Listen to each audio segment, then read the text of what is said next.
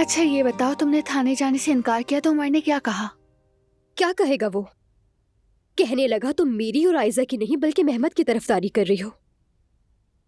ऐसा लगा जैसे उसे नहीं जानती। अफसोस हुआ मुझे। वाकई ऐसा कहा उसने? हाँ बिल्कुल, ऐसा ही कहा था उसने।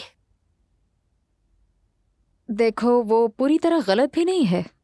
क्या गलत नहीं है? मैं और आयजा कितने साल पुराने दोस्त हैं, क्या तुम जानती हो? उमर नहीं था, मैं तब से इसके साथ हूँ। हो सकता है, मगर मेरे ख्याल में दोस्ती की मुद्दत नहीं, वफादारी अहम होती है। तो अब तुम बताओगी कि वफादारी क्या होती है, जो खुद सब छोड़कर चली गई और जब सर पर मुसीबत आई तो उमर की याद आ गई। अब तुम जैसे लोग मुझे दोस्ती का सबक देंगे। बस करो, अब फिर से लड़ना मत शुरू हो जाओ। वैसे मैंने कोई गलत बात नहीं की। अब तुम अपनी ज़बान। यास्मीन बस करो। देखो, मैं उमर से बात करती हूँ, तुम दोनों के दरमियान सब कुछ ठीक कर दूंगी, ठीक है? तुम्हारी बात करने का कोई फायदा नहीं। उमर ने मुझे बिल्कुल खत्म कर दिया है। उसने कहा कि मेरी और आयजा की शक्ल भी नहीं देखोगी, हमारे सामने मत आना। यास्मीन तुम कैसी बातें कर रही हो?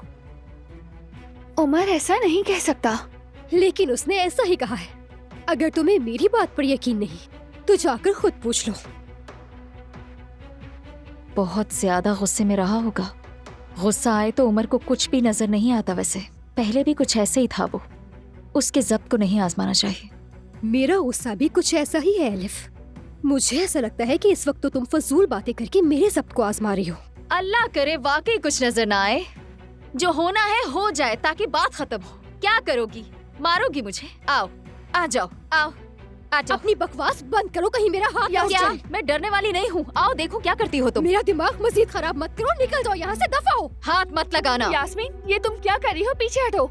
आयजा, इस लड़की को मेरे घर से ले जाओ वरना मुझसे कुछ उल्टा सीधा हो जाएगा, मैं बता रही हूँ। कहाँ जाऊँ मैं?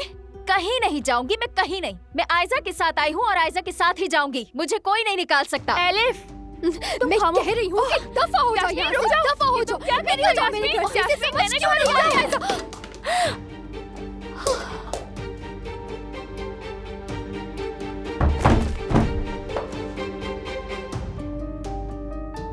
आयशा